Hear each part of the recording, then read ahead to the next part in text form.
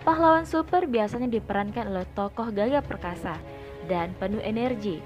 Namun, apa jadinya bila karakter pahlawan diperankan oleh tokoh wanita yang sudah cukup berumur dan bertubuh tambun atau biasa kita sebut ibu-ibu? Yap, begitulah film yang akan kita bahas kali ini. Dan selamat datang kembali di channel Dialektika Film. Mari kita bahas Thunder Force. Namun, sebelum lanjut, pasang pendengaran atau pakai alat pengeras agar kalian bisa menyimak dan mendengarkan secara saksama. Paling penting, jangan lupa tekan tombol subscribe dan aktifkan lonceng notifikasinya agar terus mendapat video-video terbaru dari kami.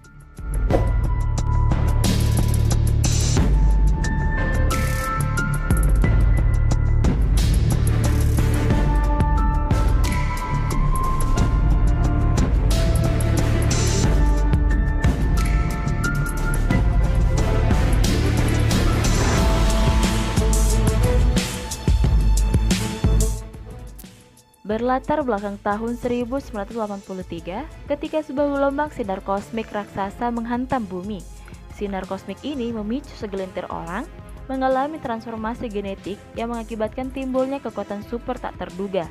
Akan tetapi, orang-orang ini berubah menjadi sosiopat dan menggunakan kekuatan mereka secara membabi buta untuk melakukan kejahatan di bumi. Orang-orang dengan kekuatan super itu dikenal dengan sebutan para perusuh. Emily yang diperankan oleh Octavia Spencer adalah anak pintar yang menjadi yatim piatu karena kedua orang tuanya menjadi korban para perusuh. Sejak kejadian itu, Emily bersumpah akan menghentikan kejahatan para perusuh suatu saat nanti. Emily yang tak lagi memiliki orang tua tinggal bersama neneknya. Emily bahkan harus pindah sekolah dan ikut neneknya.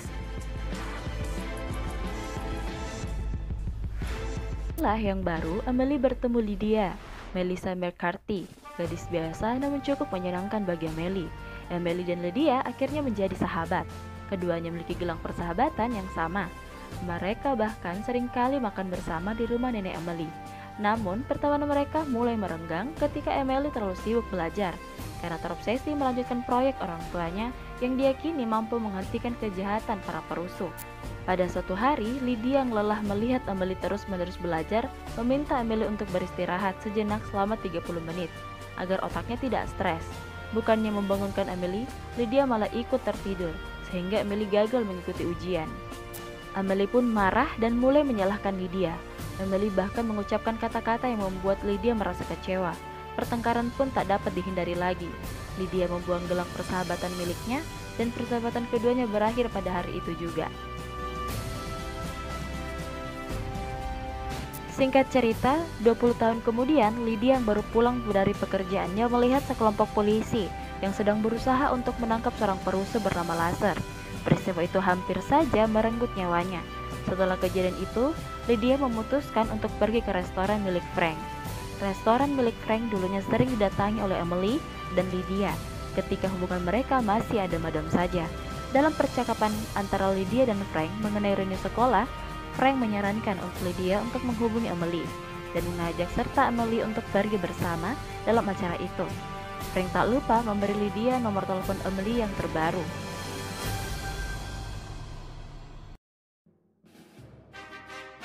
Keesokannya, Lydia memberanikan diri untuk mengirimkan pesan kepada Emily. Namun pesan tersebut baru mendapat respon di malam harinya.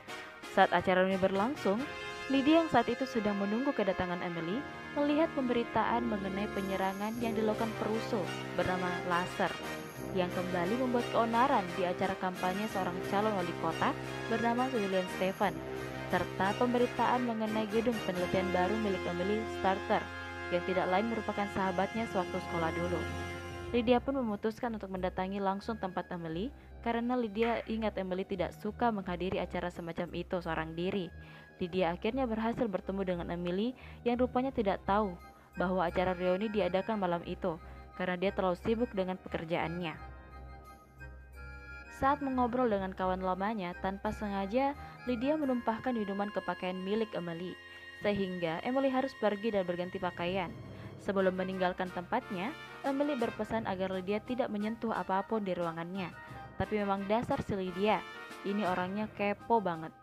Bukannya menuruti pesan Emily, Lydia justru menyentuh beberapa tombol dan tuas yang dikiranya hanya tombol lampu.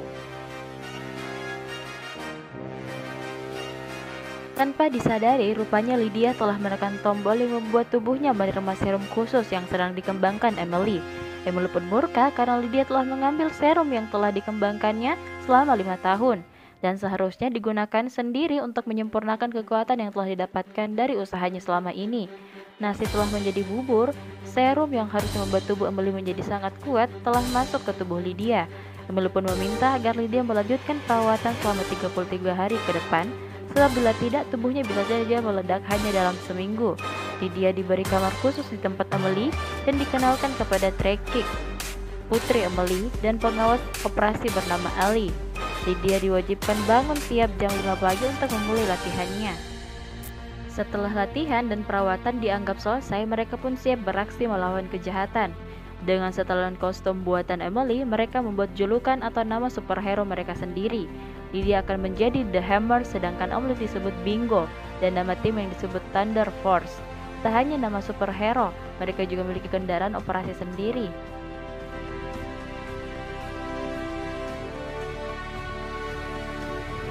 Misi pertama Thunder Force dimulai dengan menghentikan perampokan yang dilakukan oleh perusuh bernama The Crab bersama komplotannya.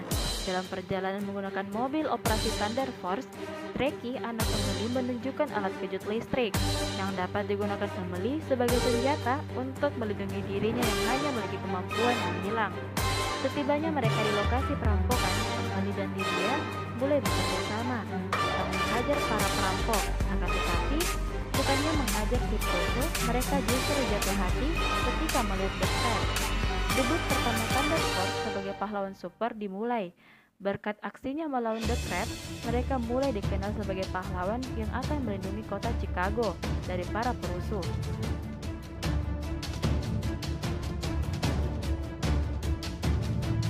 Adegan beralih kepada William, calon wali kota Chicago, yang rupanya memperkerjakan laser, dan juga The Crab yang selama ini telah merekayasa banyak kejadian serta memanipulasi media-media. Tujuan William melakukan hal tersebut agar dirinya terpilih menjadi wali kota Chicago. Kemunculan Thunder Force membuat William naik pitam dan takut. Semua rencananya selama ini akan gagal. William pun berencana untuk mengajak Thunder Force bekerja sama. Dalam adegan ini juga diperlihatkan bahwa William Stephen adalah salah satu perusuh.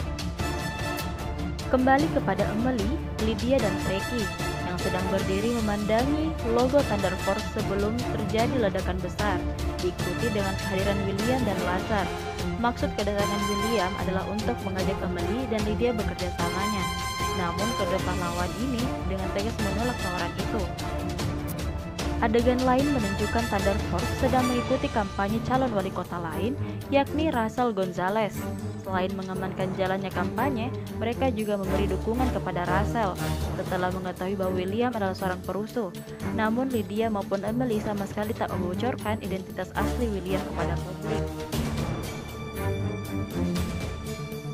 Atas dukungan Thunder Force, popularitas Russell Gonzalez meningkat drastis dan akhirnya terpilih sebagai wali kota Chicago.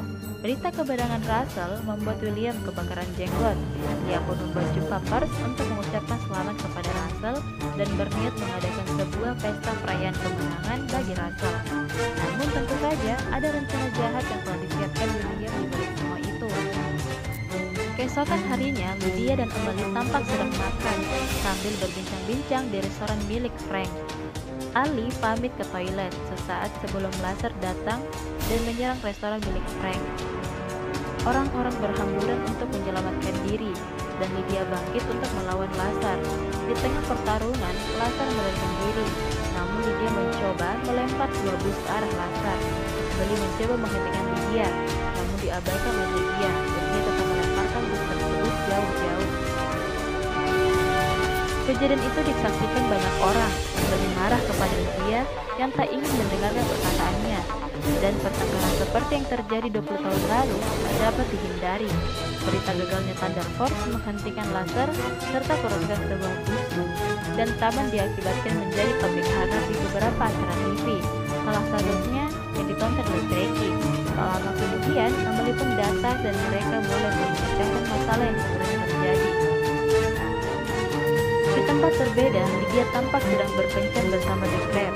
The Crab yang memiliki nama asli Jerry itu menceritakan bagaimana dirinya bisa bermutasi. Hal itu terjadi saat seekor kepiting yang telah terkomputaminasi sinar kosmetik menjepit titiknya. Di sisi lain, Lydia akhirnya mengetahui bahwa Jerry bukanlah orang yang benar-benar jahat dan cinta di antara mereka pun semakin kuat. Jerry pun membongkar rencana besar yang telah disusun Lydia yang berkedok perayaan untuk wali kota kepada Russell. Mengetahui hal itu, Lydia segera bergegas untuk memberitahu Emily mengenai rencana Lydia untuk meledakan hidup perayaan beserta orang-orang di dalamnya yang termasuk Russell Gonzalez. Mendengar hal tersebut, Thunder Force mulai bergegas dengan strategi dan pengarahan dari Ali. Tengah misi, Ali meminta Tracy mengambilkannya kopi dan saat itu Ellie menghubungi Lazar dan memberitahukan keberadaan Thunder Force. Beruntung Tracy kembali lebih awal dan mendengar pengkhianatan yang dilakukan oleh Ellie. Tracy memukul Ali hingga pingsan, lalu bergegas memberitahukan hal tersebut kepada Emily dan juga Lydia. Lazar dilumpuhkan dengan cepat oleh Thunder Force. Tracy yang mengetahui semua ini hanya dilakukan berniat untuk membantu, meskipun telah dilarang oleh Emily. Namun Tracy tetap kekeh dan ingin pergi. Acara perayaan pun telah dimulai dan bom telah diaktifkan di lantai bawahnya. William yang saat itu sedang menghubungi Lazar akhirnya tahu keberadaan Thunder Force yang sedang berusaha mencari keberadaan bom. William pun bergegas ke lantai 29 tempat bom itu disimpan. Akan tetapi setibanya di sana, Thunder Force telah sampai terlebih dahulu dan pertarungan kembali terjadi. Dengan kemampuan menghilangnya, Emily berhasil mengalahkan seluruh anak buah William, kecuali The Crab yang hanya dia menghentikan. Tak lama setelah itu, Lazar datang dan mulai menyerang Lydia.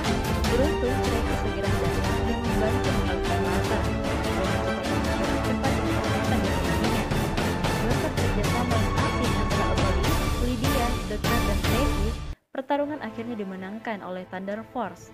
Tapi masalah belum selesai sampai di situ, karena bom masih aktif dan tak satu pun dari mereka yang bisa menjinakkan bom tersebut.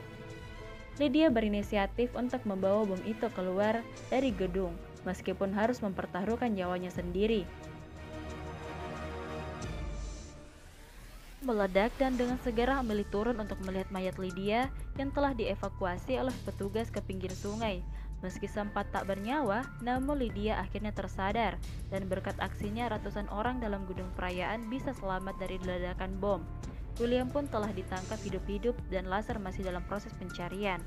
Film ini diakhiri dengan adegan yang memperlihatkan The Crab yang telah bergabung dengan Thunder Force dan masih menjalin hubungan dengan Lydia.